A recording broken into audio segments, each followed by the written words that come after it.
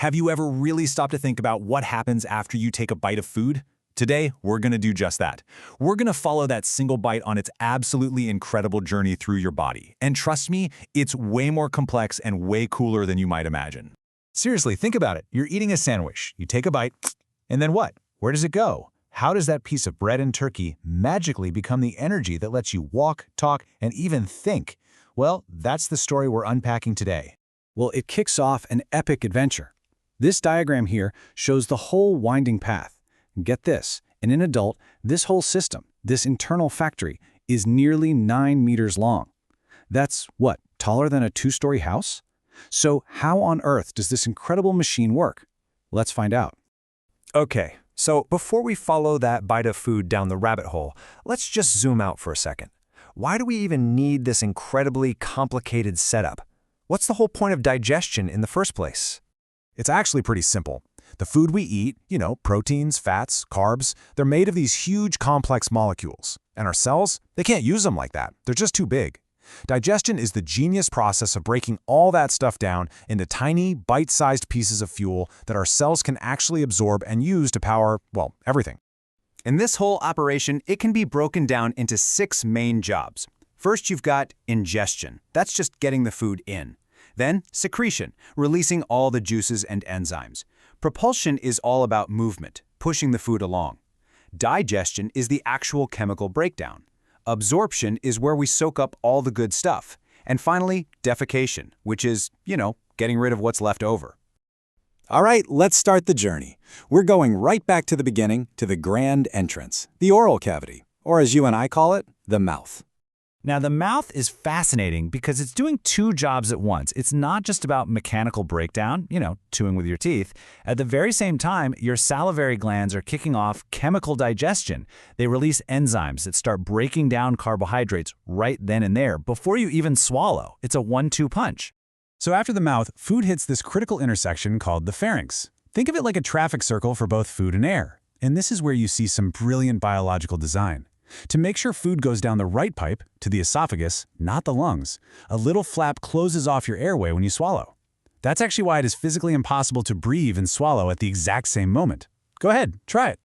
Once it's safely on the right track, the food enters the esophagus. This is basically a muscular tube, about 25 to 30 centimeters long.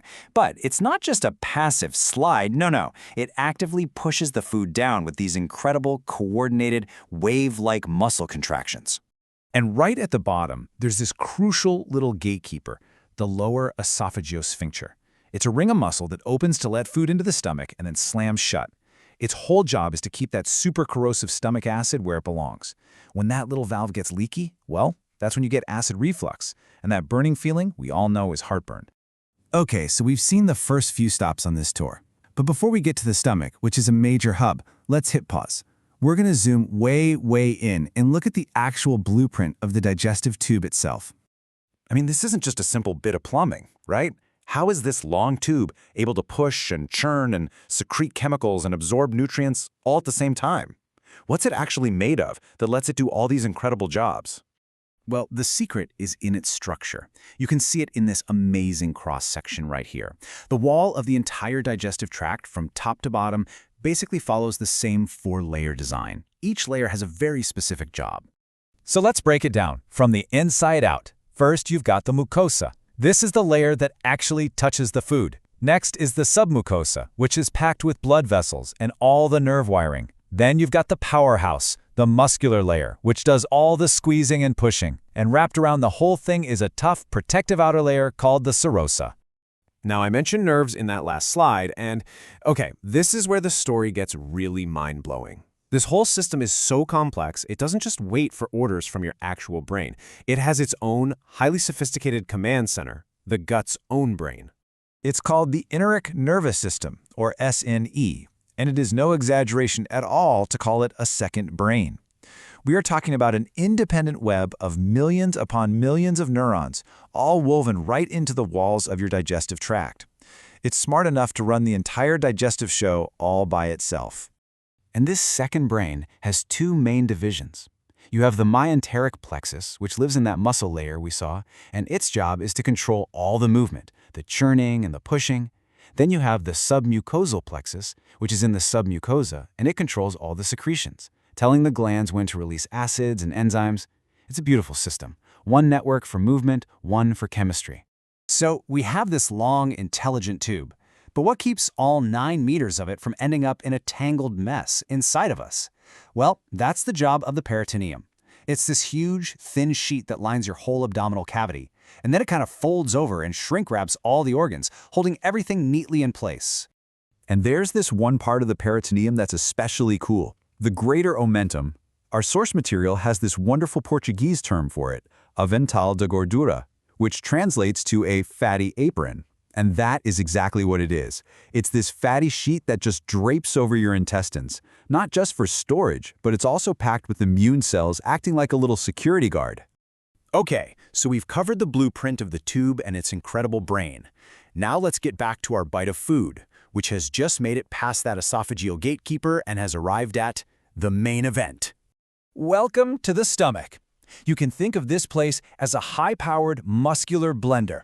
It churns and mixes and mashes the food with super acidic gastric juices, breaking it all down into a thick, soupy paste. And this lovely mixture has a name. It's called chyme. After the stomach is done its blending, the chyme gets released, little by little, into the very first part of the small intestine. This section is called the duodenum. You can see how it makes this little C shape around the pancreas. And this little stretch right here, this is where the most intense, hardcore chemical digestion of the entire journey happens. Now, the duodenum doesn't work alone. This is where a crucial support crew shows up to the party. The liver, gallbladder, and pancreas. Food doesn't go through them, but they are absolutely essential. They create and send in this powerful cocktail of bile and enzymes that gets pumped right into the duodenum to just dismantle everything, fats, proteins, carbs, into their most basic building blocks. And we're going to leave our food journey right there, at the peak of all this amazing deconstruction. But it does leave us with a pretty fascinating thought. We've just learned that the gut has this complex second brain just to manage digestion. So it really makes you wonder, if the gut has its own brain, what else does it think about?